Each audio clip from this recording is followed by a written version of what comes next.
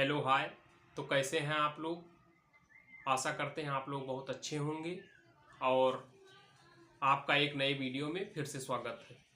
जो भी हमारे भाई बहन चैनल पर नए हैं प्लीज़ चैनल को सब्सक्राइब कर दीजिए, लाइक कर दीजिए, शेयर कर दीजिए।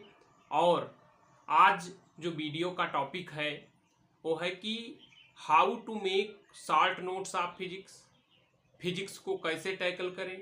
फिजिक्स को एक बार नोट से पढ़ लेते हैं, एक बार तब के लिए क्वेश्चन भी हो जाते हैं, लेकिन फिर अगेन जब हम उसके क्वेश्चन करते हैं एग्जाम में या जो मॉक टेस्ट होता है तो क्वेश्चन नहीं बनता या फिर उसमें गलतियां हो जाती हैं। ये क्लिक ही माइंड में नहीं करता कि how to tackle this question, इसमें कौन सा फार्मूला यूज करना है, या अगर ये भी याद आया कि फार्मूला यूज करना है तो ये याद नहीं आता कि ये फार्मूला कौन सा था, फार्मूले में कंफ्यूजन हो जाता है। तो आज इन सभी समस्याओं को जड़ से खत्म करेंगे और आपको एक सल्यूशन बताने जा रहा हूं जिससे नीट फिजिक्स में आपको जो भी डिफिकल्टीज हो रही हैं, जो भी प्रॉब्लम हो रही हैं, वो श्योरली सॉल्व होंगी।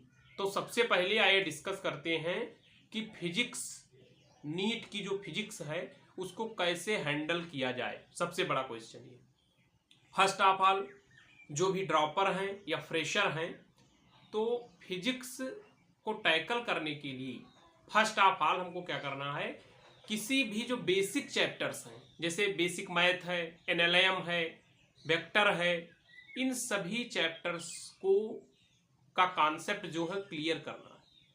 अब जब हम लोग ये कहते हैं किसी अपने साथी से या जो नीट एस्पायरेंट है कि आपको कॉन्सेप्ट क्लियर करना है तो उसके मन में फिर से सवाल आता है कैसे कॉन्सेप्ट क्लियर करें। अगला सवाल आता है, देखिए आपको सबसे पहले डिटेल्ड लेक्चर करना है जिस भी टीचर का। अगर आप ऑफलाइन किसी सेंटर में पढ़ रहे हैं लेकिन आपको वहां समझ में नहीं आ रहा या आपसे क्वेश्चन नहीं बन रहे हैं तो आपको ऑनलाइन किसी भी टीचर से वीडियोस देखने हैं डिटेल्ड लेक्चर और फिर उससे अपना नोट्स बनाकर, और आपको ये देखना है कि क्या मैंने जो पढ़ा उससे मेरे क्वेश्चन सॉल्व हुए।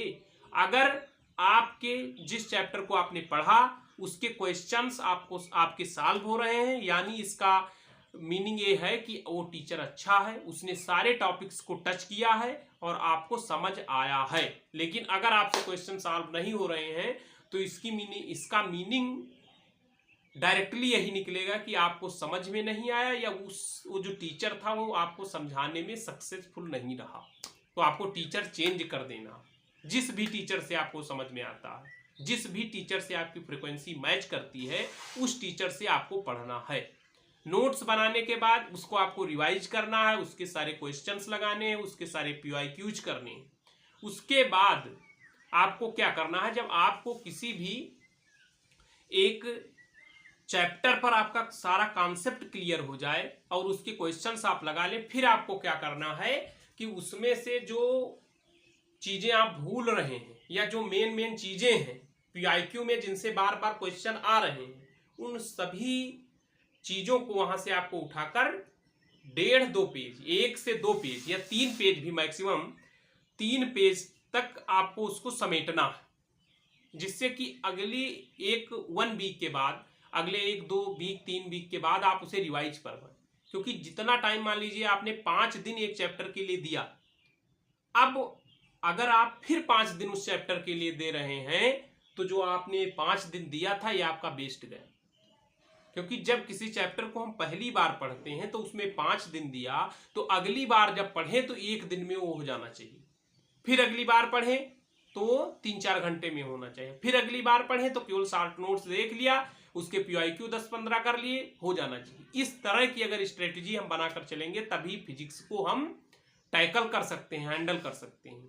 अगर बार बार उसी लूप में फंसते रहे कि डिटेल्ड लेक्चर देखा समझ नहीं आया, फिर देखा समझ नहीं आया, फिर देखा समझ नहीं आया, तो आपका स्कोर नहीं आने वाला है।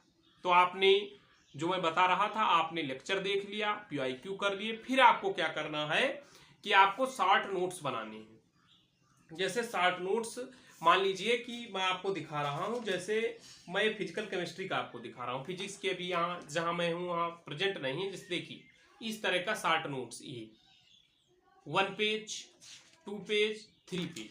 अब ये चैप्टर मेरा था, जैसे आपकी जिस तरह की फिजिक्स की स्ट्रेटजी रहेगी वैसे ही फिजिकल केमिस्ट्री की रहेगी। तो ये देखिए, ये आपका है, ये एटॉमिक स्ट्रक्चर का मैंने बनाया था। ये यहाँ आपको उल्टा दिख रहा होगा, ये आपको एटॉमिक स्ट्रक्चर का मैंने ये आपका शॉर्ट नोट्स बनाया।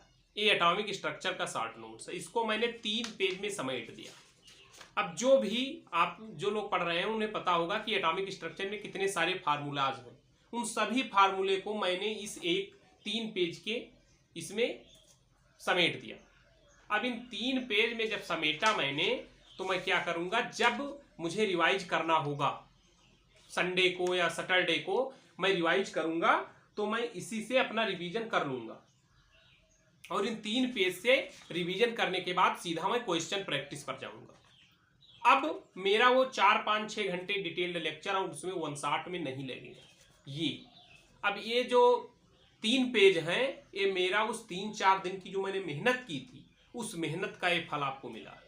लेकिन इसको बनाना आपको, ये देखिए मैंने बनाया, इसमें आप लाइनिंग कर दीजिए 3, या अगर आप थोड़ा बड़ा लिखते हैं तो 4 कर दीजिए। ये देखिए 3-4 आप कर दीजिए। इस तरह का आप A4 सीट ले लीजिए, अपनी जो स्पाइरल कॉपी होती है उसका ले लीजिए और आप बना लीजिए, इसको रख लीजिए। अब देखिए मैंने लगभग सबका फिजिकल केमिस्ट्री और फिजिक्स में सबका बनाया था। ये देखिए ये है। फिर ये मेरा थर्मोडायनेमिक्स का थोड़ा ज़्यादा मोटा बना था, क्योंकि मैंने इसके नोट्स नहीं बनाए थे, मैं केवल शॉर्ट नोट्स बनाया थर्मोडायनेमिक्स का। तो केवल शॉर्ट नोट्स बनाया, तो मेरा ये 5-6 पेज में केवल मैंने शॉर्ट नोट्स और नोट्स इसी को मान लिया। फिर मैंने ये देखिए केमिकल काइनेटिक्स का 3 पेज में बना लिया इस तरह का। फिर मैंने ये बनाया आयनिक इक्विलिब्रियम का, थोड़ा बड़ा बना क्योंकि मैंने इसको इसी को पढ़ा, नोट्स को नहीं पढ़ा, मॉड्यूल से इसका मेन पॉइंट लिखकर इसी को पढ़ा। फिर ये मैंने रिडॉक्स का 2 पेज में बना लिया। फिर मैंने मोल कॉन्सेप्ट का भी 2 पेज में बना लिया, ये मोल कॉन्सेप्ट का है। फिर मैंने ये केमिकल इक्विलिब्रियम का बनाया था, ये शॉर्ट नोट्स 2 पेज में। इसमें आपको सही दिख नहीं रहा होगा, लेकिन आप देख पा रहे हैं कैसे फॉर्मेट में मैंने बनाया, ये 4 पेपर पर। फिर ये इलेक्ट्रोकेमिस्ट्री का मैंने थोड़ा जो एनसीईआरटी के पॉइंट्स थे वो मैंने पढ़ने के बाद इसमें भी कंक्लूड कर लिया। तो ये जो 6-7 चैप्टर 8 चैप्टर इस फिजिकल केमिस्ट्री के थे, इसके मैंने शॉर्ट नोट्स बना लिए। और इन शॉर्ट नोट्स को बनाने के बाद मैंने फिजिक्स का बनाया। फिजिक्स का भी किसी में शॉर्ट नोट्स में फोटो अभी अपनी पोस्ट में डाल दूंगा। तो ये मैंने शॉर्ट नोट्स बना लिए। अब जब भी मुझे फिजिकल केमिस्ट्री या फिजिक्स पढ़ना होगा, मैं इन शॉर्ट नोट्स को उठाऊंगा, एक रफ कॉपी लूंगा, उस रफ कॉपी पर इसके जितने सारे फार्मूले हैं, मेन पॉइंट, उनको मैं जल्दी जल्दी लिख लूंगा। फिर मैं उठाऊंगा क्या, फिर मैं उठाऊंगा, आप लोग गेस करिए, ये कोई प्रमोशनल बुक नहीं है जो मैं यूज करता हूं, सभी लोग जानते हैं। ये बुक मैं उठाऊंगा, आपकी MTG की बुक है, ये फिजिक्स की बुक, फिजिक्स का क्वेश्चन करने के लिए। कोई प्रमोशनल वीडियो नहीं है, जो मैंने यूज किया मैं वो आप लोगों को दिखा रहा हूँ, और जो नीट एस्पायरेंट्स उन्हें पता भी होगा।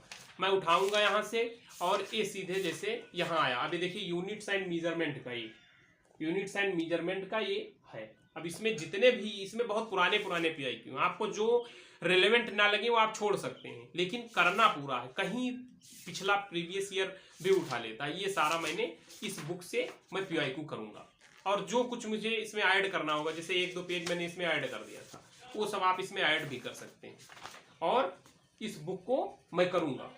अब ये जो आपकी MTG की बुक है, ये PIQ की, इस बुक को मैंने कम से कम 8 से 9 बार मैंने ये शॉर्ट नोट्स रिवाइज किए, ये शॉर्ट नोट्स रिवाइज किया, और इस MTG की बुक से मैंने क्वेश्चन प्रैक्टिस किया। आप जितनी बार इससे क्वेश्चन प्रैक्टिस करेंगे, उतनी बार आपका जो नीट के पैटर्न का क्वेश्चन है उसका रिवीजन होता जाएगा।